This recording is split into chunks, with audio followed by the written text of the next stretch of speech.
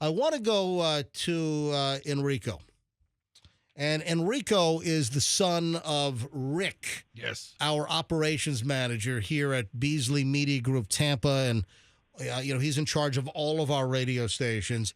And, I've heard now for, over a year how Rick's son was going to FSU. And, I've heard, his, first semester. I mean, Enrico, your dad's kind of kept me up to date on, and during the hurricanes. And I remember there was a thought that Helene was going to just roll right over the FSU campus and, trying to get you out of there. Enrico, welcome to the MJ Morning Show. Hey, how's it going? All right, man. So, Enrico, you were at FSU yesterday. You're getting ready to finish up your freshman year. Is that correct? Yep, rolling right into finals week. Oh, geez. All right. So, Yeah. obviously, yesterday was a horrific day up in Tallahassee at FSU. The terrible story of a shooter on campus, a student, some of the details that have come out regarding this student are, just layered in horrific irony. So, Enrico, where were you when the alert went out? Tell us exactly what happened. When did you know that something was wrong on the FSU campus yesterday? Yeah, so I'll tell you, I was in class. I was in a class about maybe a couple hundred feet from the student union, which is where the shooter was reported and the shots were fired. And I was in class. It was like a normal day. And then I get a couple of calls actually from my girlfriend who's on another side of campus. And she's saying she's calling me. She's worried. She's saying there's an active shooter on campus. And I'm kind of just like, I'm kind of bewildered. I'm kind of like, no way. And then, I'm kind of in a moment of shock for a couple seconds. And then the sirens start going off and there's an alarm going off and they're like, active shooter on campus. And there's like alerts going off. We're all getting alerts. And, a couple people in my class like kind of freak out because, they've never been in this situation before. My professor's never been in this situation. So everyone was very, I would say, like in a moment of shock. Yeah. What time was it when you got the first alert?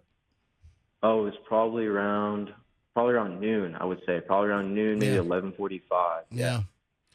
What kind of class were you in, Enrico? I was in a very small classroom. So this wasn't like a big lecture hall with a bunch of people. I was in a very small classroom. And the building was very close to the student union. So we were all kind of just like, we honestly had no idea what to do because, it's a very small classroom. If someone were to come into the building, we wouldn't really be able to do much. I saw video as the video started hitting social media. You saw students being evacuated from the buildings. And, you saying you're in this classroom, you're in a building just a couple of 100 feet away from the student union where the shootings took place. The videos that I saw is once law enforcement evacuated students out of the building, you saw video of the students walking through the halls of these buildings with their hands in the air. Did you have to do that? Yeah, that's exactly what happened to me. So we were on lockdown for 3 hours with very minimal information. What you guys got from the news is what we got, to be honest, and there was a lot of mixed information going out. But eventually, after 3 hours of being in lockdown, cops were clearing the building, and there was a bunch of them with rifles, and we had the door boarded up, and so the cop came in. Oh, hold on a sec. So hold on. There are a lot of questions I want to ask you. You guys boarded up the door. What, did you barricaded the door? Yeah, a lot of the classrooms don't really have functional locks, and so we had a desk, propped up against the door. God forbid someone were to try to come in. Yep. That's one of the tactics they teach students, that if there's an active shooter, to try to barricade your way, barricade the doors so, they can't get into the classroom. Now, Enrico, you mentioned, and I want to go back to the evacuation in a second, but I don't want to get too far away from something that you mentioned. There was a lot of misinformation that had initially rolled out. One of the stories, I'm sure you heard it, that there were initially reports of multiple shooters on campus, and it turned out that it was only one. Yeah, there was. A lot of people, of course, students are in many group chats, and students are probably the best way or the worst way to get information sometimes, especially when Yeah. news outlets can't get in. But yeah, there were reports of at least three shooters at one point. There was one, in the student union. There was one on the CVS on campus, and then there was one even in a college town apartment. People were reporting. So there's a lot of misinformation going on, especially the amount of injured and things like that. So it was very, like, I would say, ambiguous with information. So that kind of contributed to like all the shock that everyone was going through. Enrico, one of the things when it comes to social media that was better a while ago is the verification of accounts. Because, now on Twitter or X, anyone could spend, $8 a month and get a blue check mark. We used to have a better system. Same thing on Instagram for it. You could just, anyone can buy the freaking verification. And it was just much better on social media when you had bona fide, verified reporters and media sources that had the verification check marks versus, what's happened with the lack of verification. All right. So, you're in the classroom for 3 hours, and then what happens? Law enforcement comes to your classroom, and then I'm also told that there was a known student safe word. Were you aware of that? Yeah, so we got an alert on our phone saying police are clearing the building. They're going to use the safe word Seminole, the Florida State mascot. Wow. And so, and this was because there is a video out there of another group of students where someone was trying to knock on the door, someone was trying to pose as FSU police to get them out, and it was not the FSU police. So that safe word was really important. So that the police, eventually after 3 hours of no information, the police come and they have their rifles and, they're telling us, everyone out, and we all have to walk up with our hands out, or our hands in the air. All right, so you get the text that the safe word so it's safe to leave or to follow instructions. The students got a text from the campus security system that law enforcement will use the word Seminole, so it's safe if they yell the code word Seminole. Yes, that's correct. Wow. All right, so they finally... Do you actually hear, as they're knocking on the door, do you hear the police saying Seminole?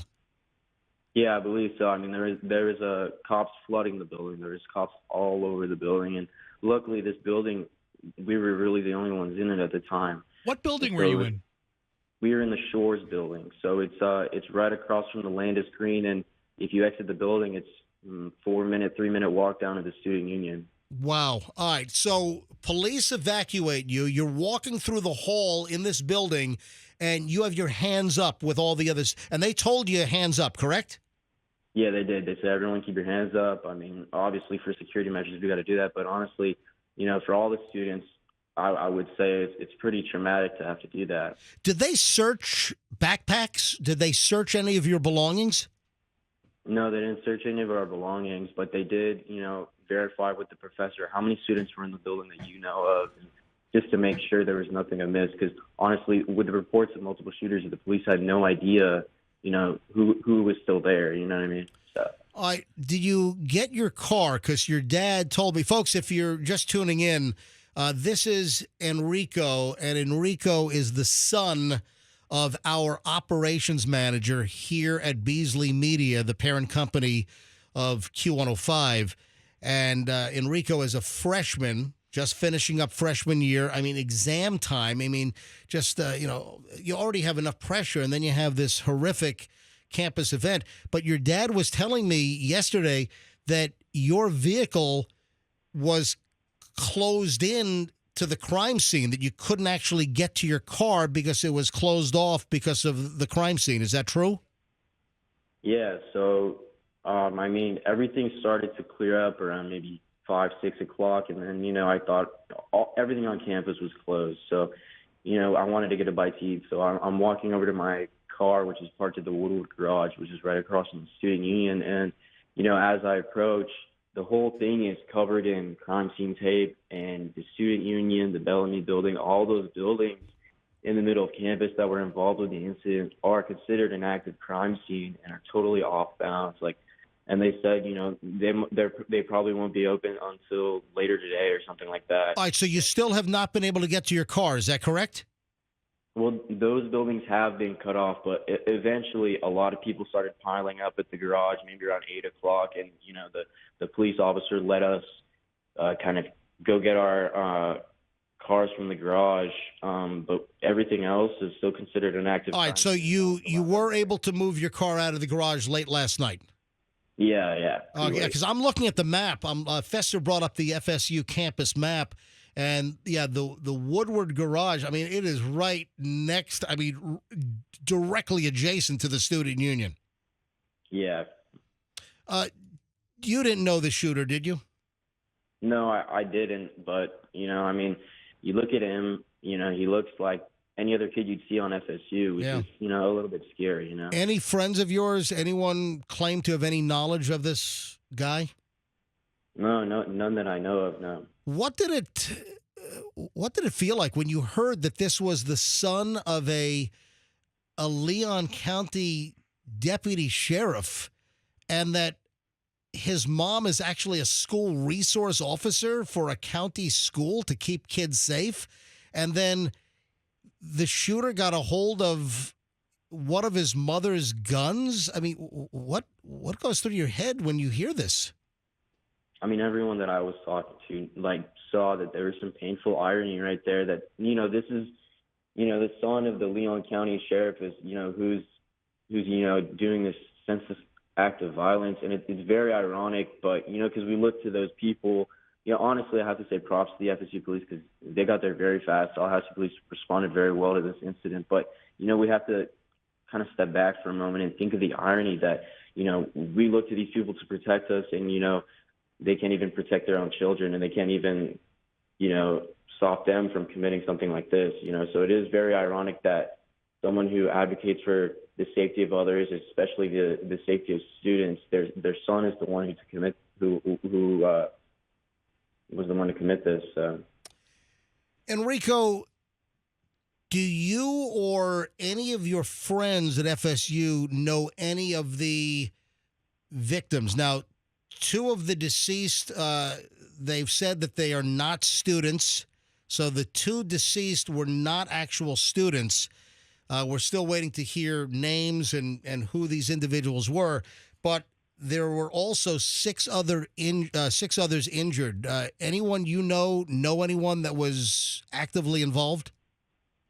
I do not know anyone who was actively involved and who is one of the injured, but I do know that at the student union last night, as close as people could get, people have been leaving flowers and people have been leaving, very nice things for the victims of this incident. And there is going to be a vigil tonight at around 5 p.m. to, pay respects to all the victims and all of those who are involved. I know that all classes canceled through today.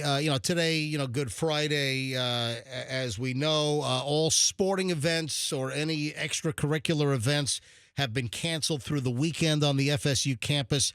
Is there any indication when things are going to return to the regular schedule? And what have they said about exams? When were your first exams supposed to begin? My first exams were supposed to begin the week of the 28th, but I know that many people have exams this week and they have finals. I know a couple of people who's got exams on Wednesday and Thursday, and the FSU sporting events are closed until through the weekend. So, I mean, this event is the last time something like this happened was unfortunately 2014, Yep. And this whole thing has shaken everyone up. Even if you weren't even on campus at the time, people are dealing with it pretty badly. So, I'm hoping that FSU can provide us with some leniency to, gather our, senses and prepare. Unfortunately, this had to happen right around the finals. So I have no idea when things will go back to normal. Probably campus must feel pretty weird to everyone for a little bit. Enrico, I'm sorry for what you and your fellow students have gone through. Just, again, the layers of irony. A county sheriff's son is the shooter using one of her guns. Apparently he had a shotgun. He had a handgun. The handgun was his mom's, and it was one of her former service weapons. that she purchased because the department went to some newer models, and a lot of times law enforcement can purchase their old gun at a very reduced price. And he had access to the handgun, had access to a shotgun. The fact that she's also a school resource officer to prevent shootings like this. And then we find out that the shooter was also, well known to the sheriff's office and was actually on the Leon County Sheriff's Office's youth advisory panel.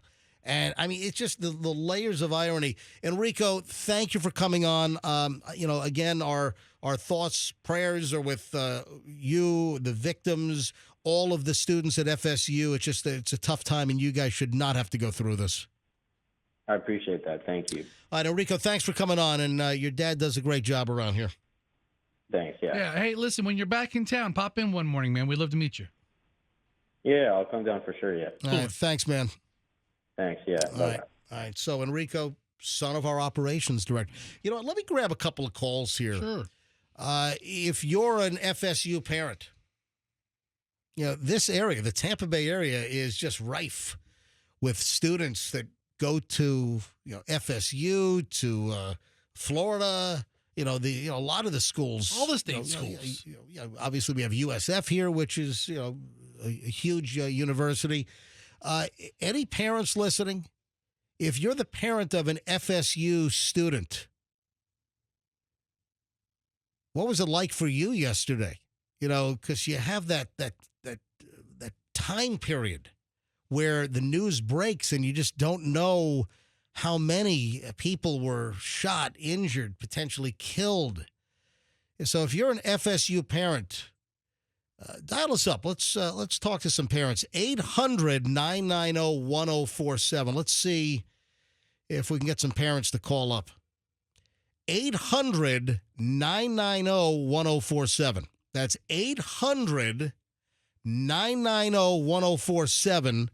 If you're the parent of an FSU student, and tell us what your communication was like yesterday. I'm sure many parents frantically trying to get their kids on the phone. Absolutely. Up in Tallahassee. I mean, everybody has phones. Everybody has a way to communicate. 800-990-1047. If you're an FSU parent, 800-990-1047 is how you get in. Yasmin is in Tampa. Yasmin, you're on the MJ Morning Show. Hi. Good morning. Morning. It was I have two daughters, a freshman and a senior. The first one, about 12, 14, was when she texted me and said, "Mom, I'm in my room. There's a shooter on campus." And I just thought she was in her dorm room or in her apartment room. And then the next thing I thought of was, oh my gosh, what about the other one? So I texted my other daughter, and that 2 minutes of waiting for her to reply was pretty stressful. And then she said, well, she was in the Williams building sheltering in place. And then my daughter replied back to me, my other one, and said, I'm in the Shores building sheltering in place. Oh, is that that's the building that same building that Enrico was in? Yes, it was. Wow. Yes. So it was quite an excruciating few hours. Yeah. The one in the Shores building, and they kept texting me saying, "Mom, there's multiple shooters. There's several people. There's a lot of misinformation." Again, that's the misinformation that was circulating for a while about multiple shooters, and then finally it was determined there was one shooter. Right. How shaken up are your kids? I'll tell you, I think my older one is very shaken up. She kept saying, she would say to me, yesterday she called me after it was over, she said, "Mom, this is real." And I said, "Yeah, I know it's real. I'm seeing it on TV." She goes, "But it's really real." So I think it's going to take a little while to settle in that what really happened. And she said the one that's a senior graduating in 2 weeks said, I'm glad I don't have to walk around the campus anymore. But I think that's just initial reaction. I think she'll come to terms with all of it. We have no known motive yet. More information I'm sure is going to come out. But why did this kid do what he did? And especially with his ties to law enforcement and his mother is a county deputy. It's crazy. Yasmin, thanks for dialing in. I appreciate it. Okay. Bye. All right. Let me grab Tom in Temple Terrace. Again, if you're an FSU parent, 800-990-1047. 800-990-1047. Or FSU students that made it home, that with classes canceled through the end of the week here. And I don't know how many classes were going to be canceled because of Good Friday, but any students that are listening, 800-990-1047, or if you're a parent. Let me grab Tom in Temple Terrace. Hi, Tom. You're on the MJ Morning Show. Long-time listener. You actually know me from down in the Gandy area. My daughter's an adjunct professor and working on a PhD. And she was also there. She had just left the library in 2013 when that shooting happened. Whoa. So your daughter was in 2014. So your daughter had because the shooting in 2014 on the FSU campus was in the library, and your daughter had just left the library when that one happened? A minute beforehand. Yes, that was her sophomore year. And at that time, she almost left the university. And to me, it's really surreal how we get desensitized to this, because yesterday I found out through people I work with, and it was really reduced down to a phone call, text message. She text messaged her mom, told her she's okay. I called her, and she said that, everybody's okay. One of her friends was actually in the scene. And I haven't found out more, but the way we become desensitized, now it's like, well, it's another shooting, everybody's okay, and we move on. And it's really scary because it's becoming so familiar in the United States with these shootings and with this that we're looking at it completely different when it happens repetitively. What can you tell us further about your daughter's friend was right at the scene? What else do you know about that? There was the friend was okay, but I think it was, excuse the expression, a duck and cover. I don't know more about it. I haven't had a chance to talk to. There was a video that I saw on social yesterday, and I don't know if it's been determined to be real, but it was a woman walking by what appeared to be a body on the ground, and she was like just sipping on a Starbucks cup and just like pointing the phone. Andrew, can you determine whether that video that was circulating is real or fake? I'm like, it was just bizarre. Tom, it is. Yeah. Tom, thanks for phoning in. I do appreciate it. Yeah, I hope everybody's safe, and all right, God bless. Well, give your daughter our regards. Thank you, Tom. And just finally here, I just want to mention that I got a letter, an email regarding the shooting from Senior Director of Marketing at the Crisis Center of Tampa Bay. So I got an email last night reading, many people in our community have a connection to Florida State University. For this reason, people may be experiencing distress and anxiety, especially if they are a student or the parent of a student. The Crisis Center of Tampa Bay has staff that can speak to the emotional trauma of the situation, how people can cope, and how to connect to resources. If you're interested in any kind of assistance, folks, you can get a hold of the Crisis Center of Tampa Bay.